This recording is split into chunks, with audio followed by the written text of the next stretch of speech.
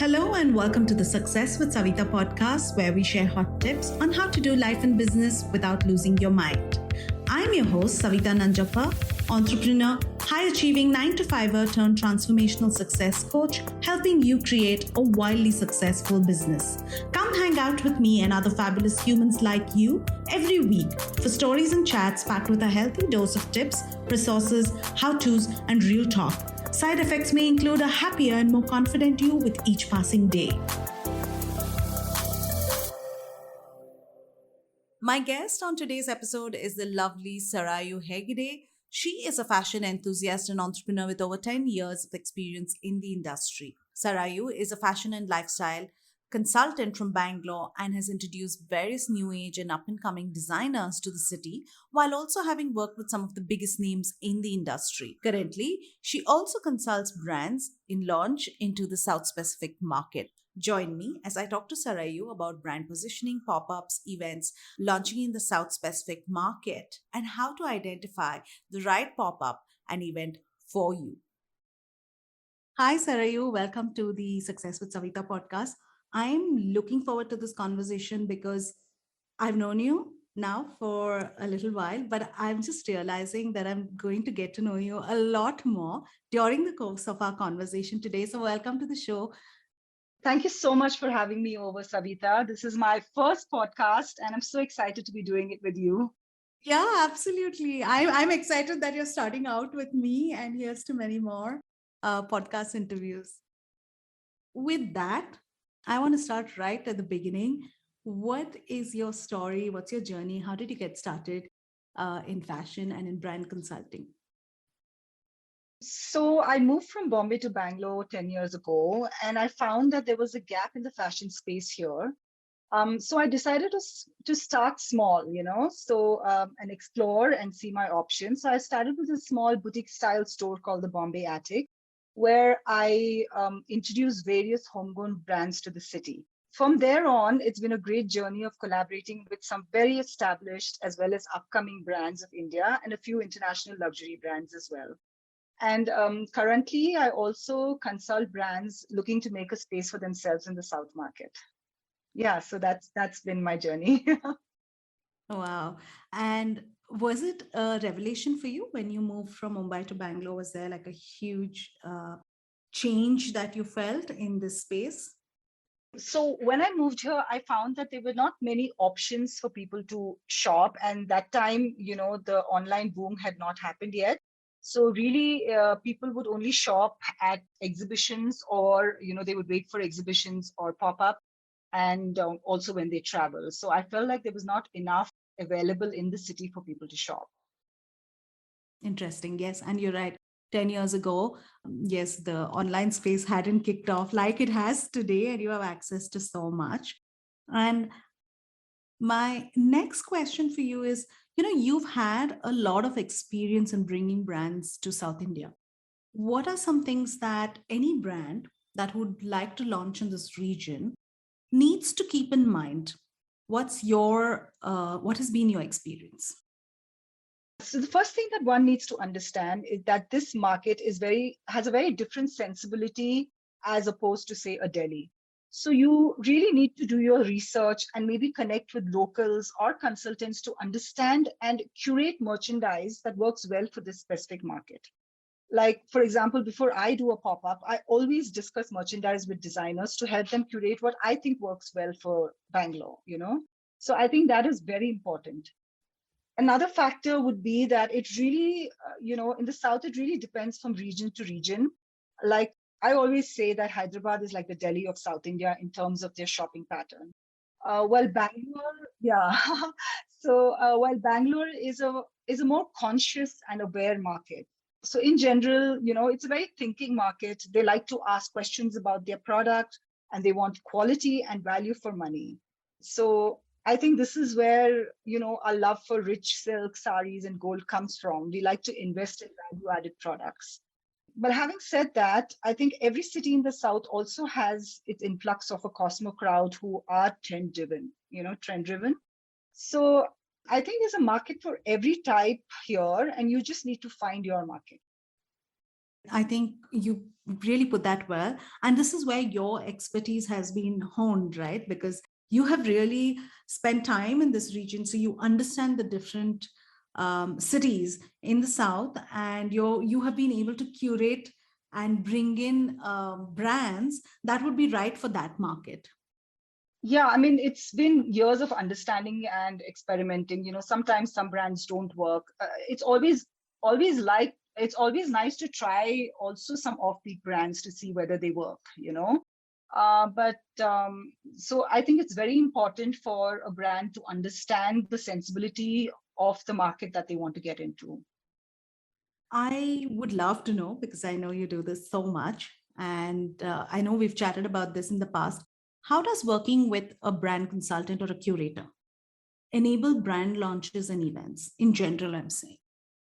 So, one of the main benefits of a curator or a consultant on board for a brand, I think, would be to help them identify and connect to their niche audience, which also helps in the brand positioning.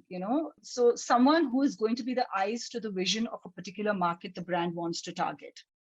And I would say working with a brand consultant would give you access to a ready database of authentic clients, which will in turn save you a huge marketing budget spent to tap the same client list. So if there are brands I feel I don't have a specific audience for, I also connect them to the right person or the company who will understand their sensibilities. That's also something that I do. It doesn't have to be that they have to work only with me. It's also about connecting the right brand to the right person who can represent them in the city. Also, for new brands, if someone from the city validates them, it helps in positioning and establishing the brand for that market. Well, I have personally introduced many new age as well as established brands to Bangalore who have gone on to build a successful and strong client base here. That's right. I've Yeah. seen all those exciting pop ups, which I keep promising to show up too soon. That day is coming for sure. I'm waiting for that. I'm waiting to see you at one of my Yes, pop-ups. for sure, for sure. And with brand positioning for lifestyle products, what has been a key takeaway, a key lesson that you have personally learned by literally being, feet on the ground, because you've been hands on in this space? What's a key lesson that you've learned? So, firstly, I think the most important thing here would be to find the right brand consultant or curator who resonates with the brand and understands your core values. This is one thing I've seen a lot of brands go wrong with. So, my advice would be don't blindly go by recommendations of people from a city while choosing someone to work with or host you. Do your own thorough research on that person or company, ask all the right questions to them and make an informed decision, because this is something that can totally make or break your brand image in a city. So also, once you've identified your brand tie-up in the city, create an experience for people for the city, something thoughtful.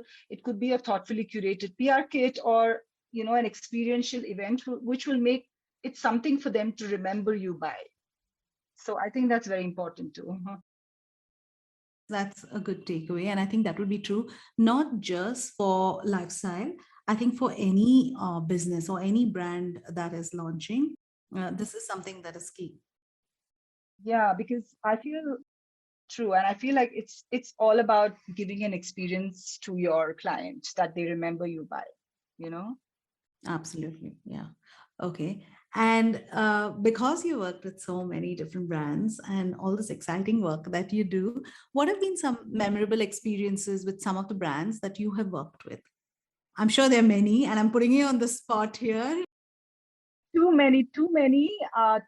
It's always a great feeling when a brand I have introduced to the city has been well received here and has done well, and that organically, has converted into a long-term association with them. And I love that. I love brands who associate with me on a long term because it says that, we've built a successful relationship together. But personally, I tend to forget the good and remember the small slip ups that might have gone wrong, as that becomes like a feedback for my future events for me. I think it's really important to look back on not just the good, but also things that you can learn to better the next time round. Yeah, so with the good, I think you also have to remember the not so good. I wouldn't say bad, but not so good. Yeah, but I like the way you're sharing this, because a lot of people would be answering this by sharing all the brands. But you're saying, okay, there is something that at every event or every experience that I deliver with a brand, there's something that you take back to work on so you can keep improving. And I think that has been the reason for your humongous success.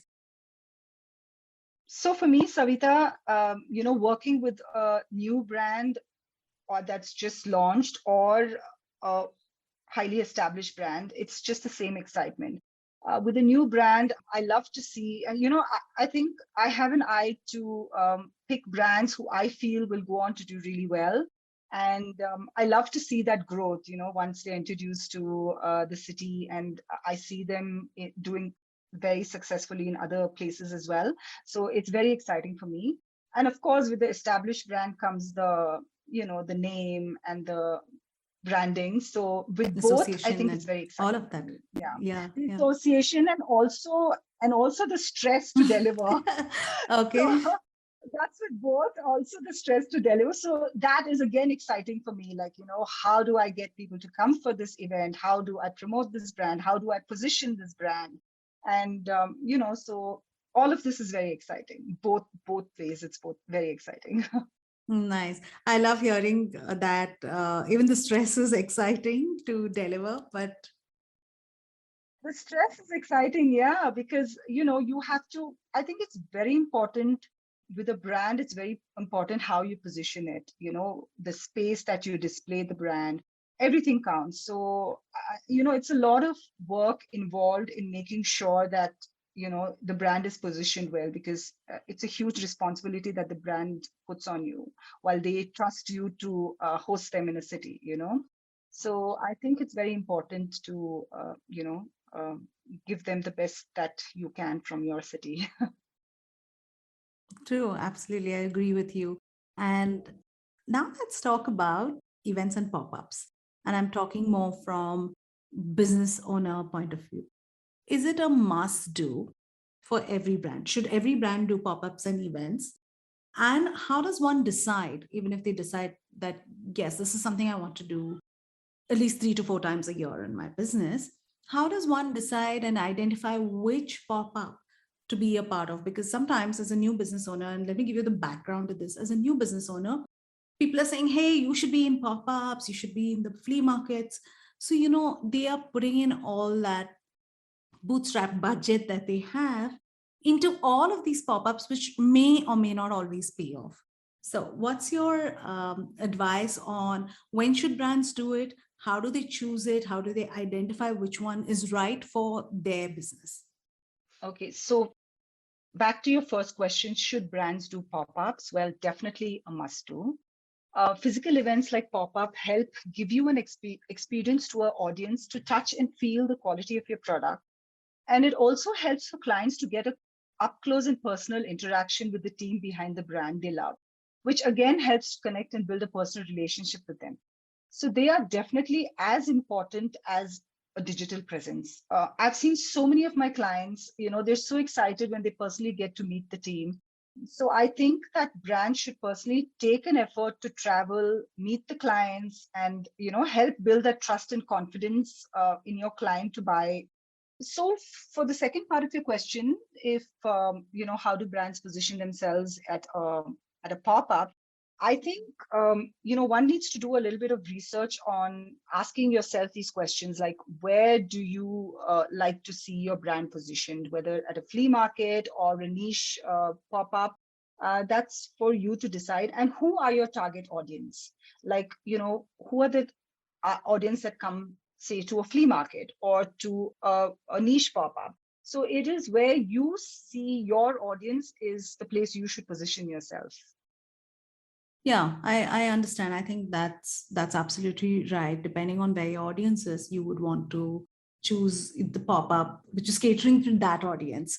And that's what is what you're sharing on this topic. But I do want to know this, and this is something that I get a lot as well in my work, which is how can brands get people into their stores and events.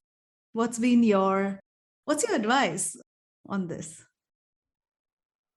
It's constant work, you know. For events and pop-ups, I think one should always create something exciting and new that's never been done before. Like bring in an element of curiosity and interest for people to talk about and come to your events.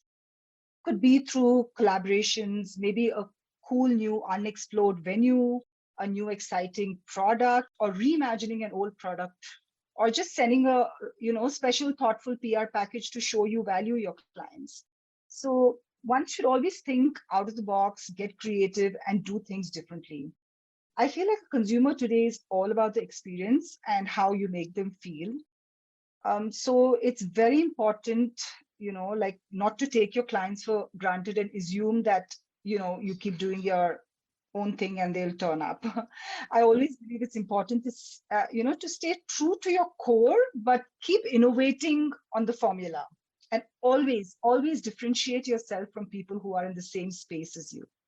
I think, just being creative and always bringing in something new or reimagining the old is something that will work in to bring people to your events and stores. That's a great soundbite. Stay true to your core, but keep innovating your formula. And that's something that I'm going to remember for sure from our conversation. Now I know what I should also be telling other clients. Like what you hear so far? Make sure you never miss a show by clicking the subscribe button now. Stay tuned as we take a quick break, and we'll see you on the other side of the show. And as we kind of take this conversation forward, and as we come like closer to bringing it down to you, I have another question, which is, what are some interesting ways that brands can put the word out there to their audience?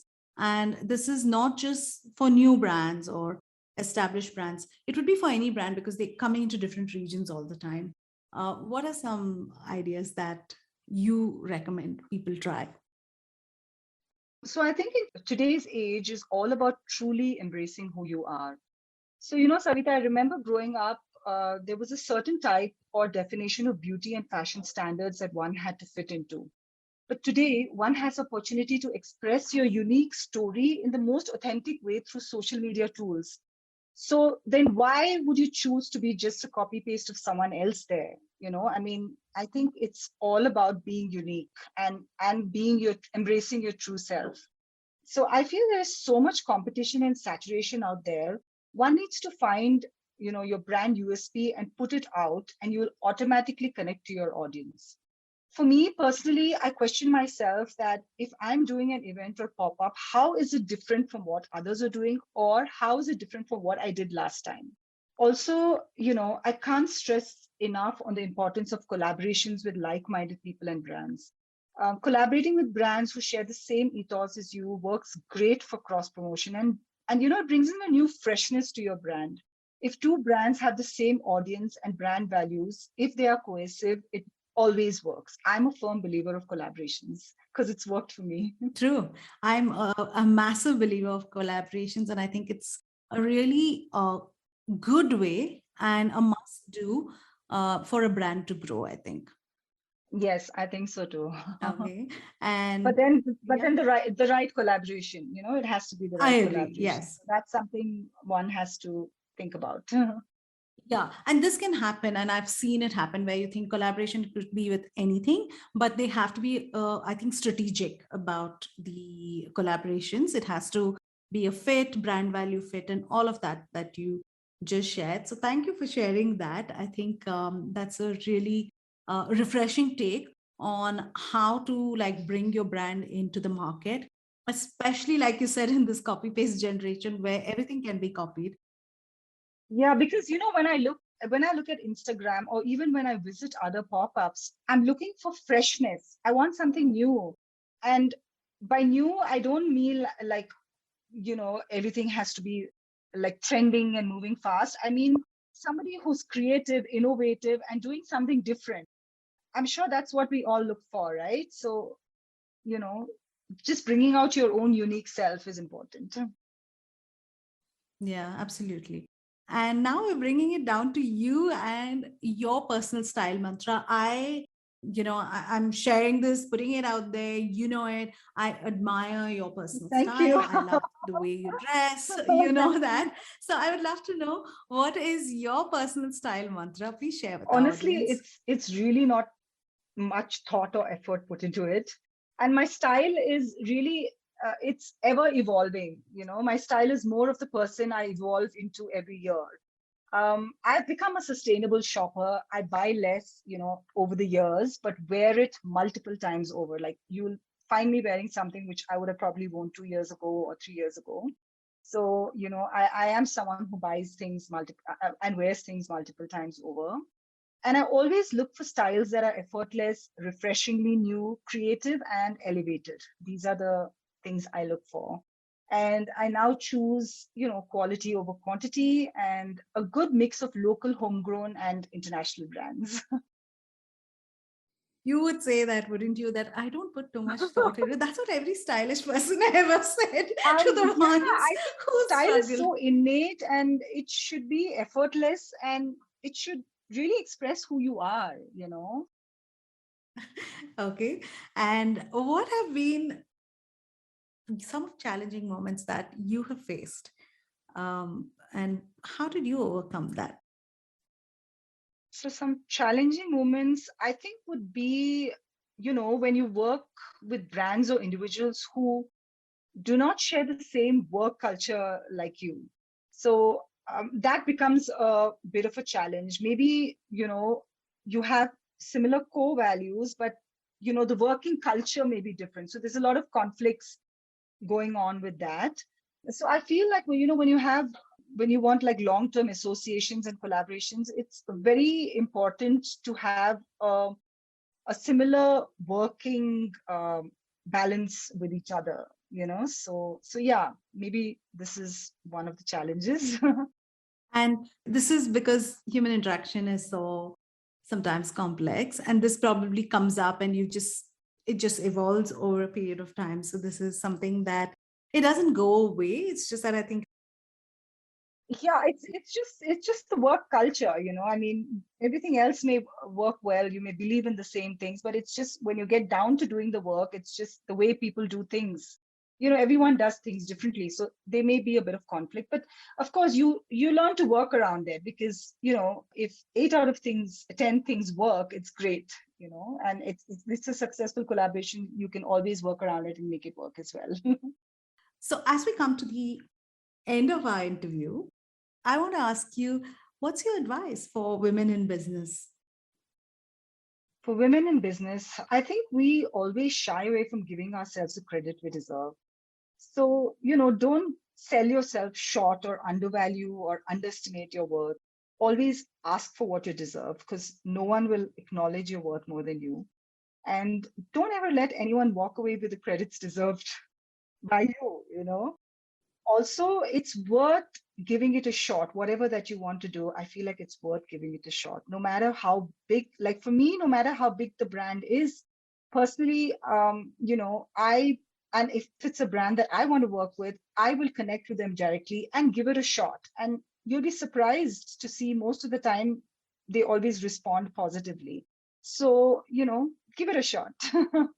Yes, that's something that I do know about you for Yeah. sure. You're someone who pitches, who puts yourself out there. You show up, and I know I'm going to put you on the spot with this question, Sarayu. But what are some of your favorite brands?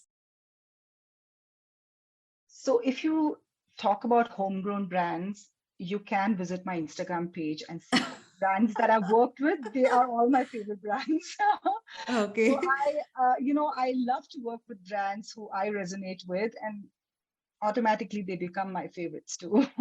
Oh, okay. So that question was moot. We are all going to be on your Instagram page. Yeah. And before I let you go, how do we all find you? I'm going to be sharing all your links.